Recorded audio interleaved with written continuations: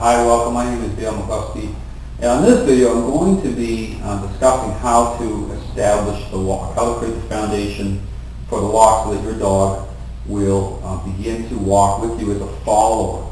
Now, in this video, okay, and from within seeing how that's established, you're going to see me working with Titan over the next few days to build on that walk. So, but here, if you have your own dog and you're looking to start to have a more enjoyable walk, I'm going to provide some tips really to focus in on to help you do that.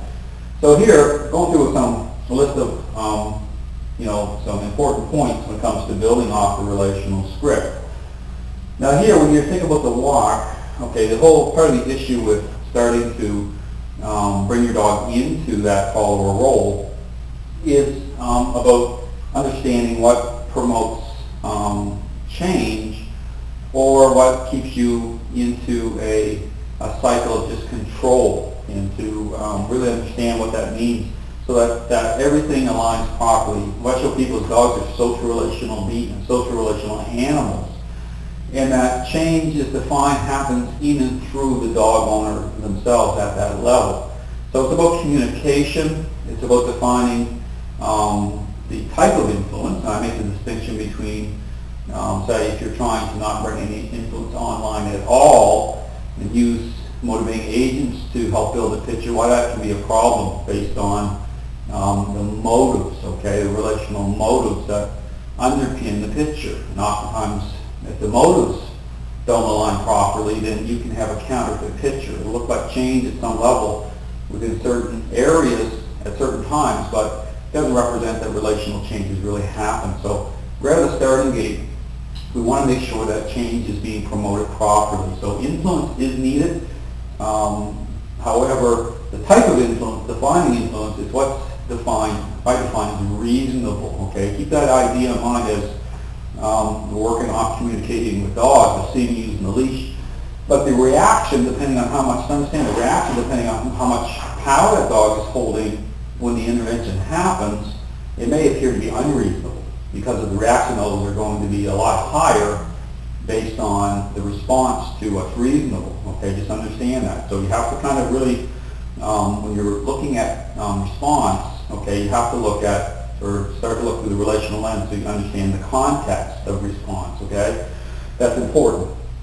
So here, we're working off what's reasonable influence, okay? So it's not corrective, okay, because we're not waiting in this system. You don't wait until the mind explodes, okay, till it's way over, okay? We're actually help people tune into the relational picture. So what we're focused in on is just as the mind separates. So when a dog gains power, we're looking at what's already been established, some of these bad, unhealthy ways of thinking, these patterns of thinking. The dog will invest certain ways and seek out fulfillment. So it's like the mind is going to wrap around certain things and start to follow that path. So what happens when that happens, you'll see it, because the dog, the head will turn, the fixation levels are going to go up, and then within a few seconds you're going to have, unmanageable behavior. So the idea here is to interrupt those states, okay, knowing that that needs to happen. Okay, we already have kind of a three-dimensional view of the relationship, but we already know, okay, how do we, because that's the key question, how do we create change?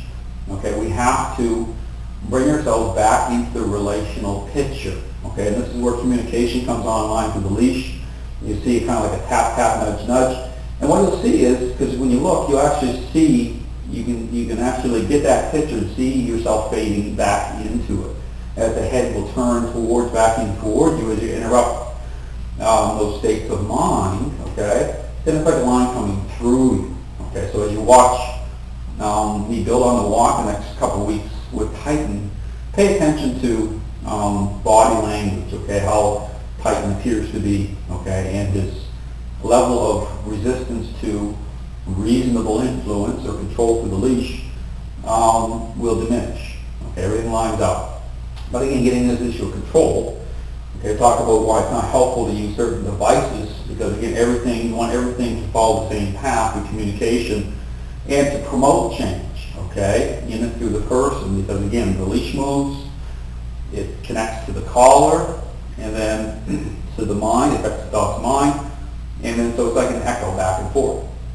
However, just keep in mind certain devices, that's why I stay away from using pinch, or what's defined as pinch or prong collars, because it's a good example of the issue of control, because what will happen is the dog will respond to that device. The device manifests influence, okay, with how it's used.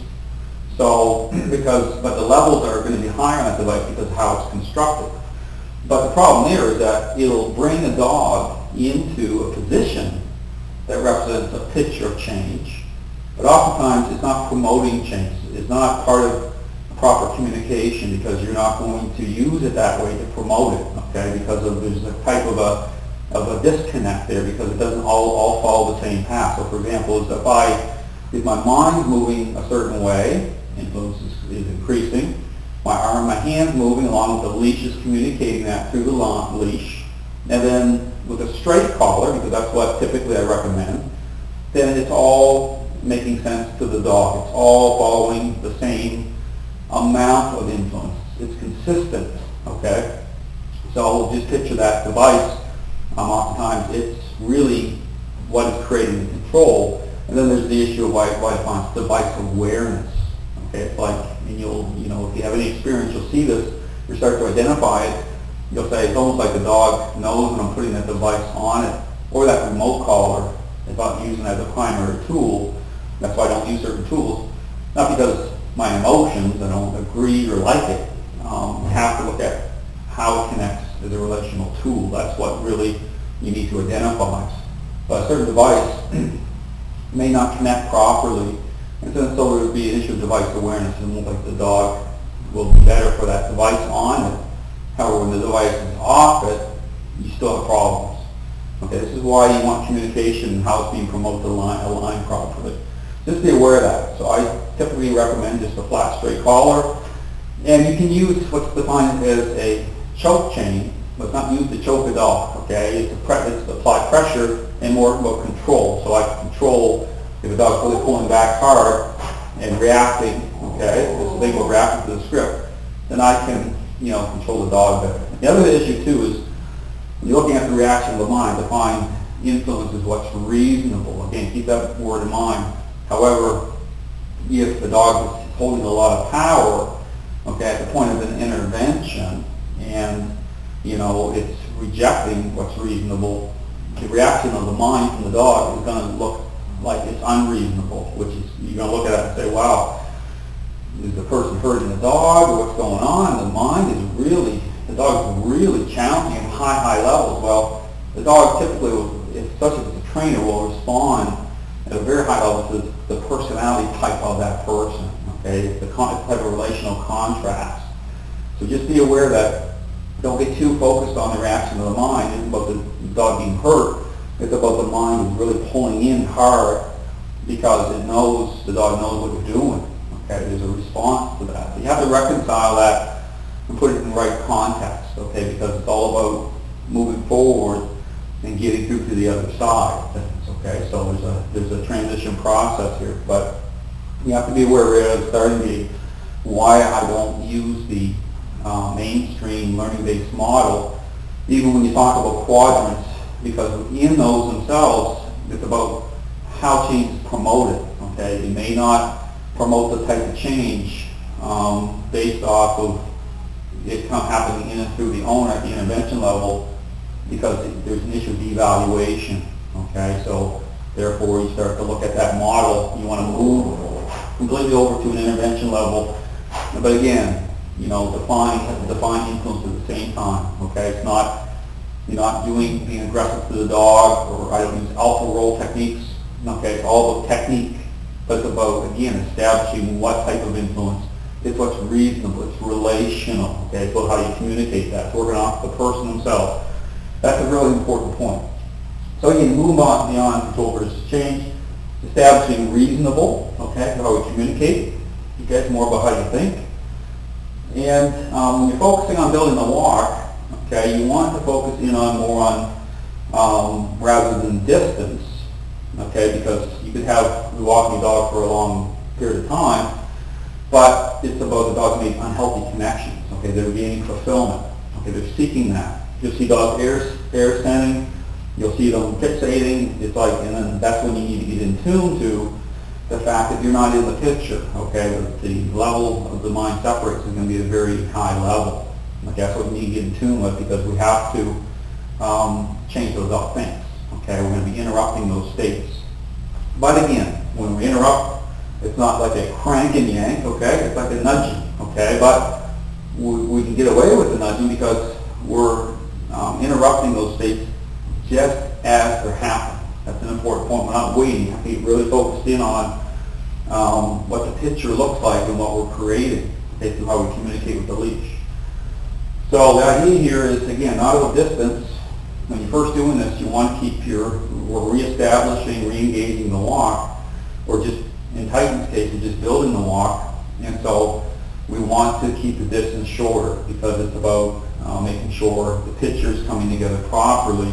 Then our walks get further and further and further. So at first, over here, coming through, this is, say, my house here where I'm leaving.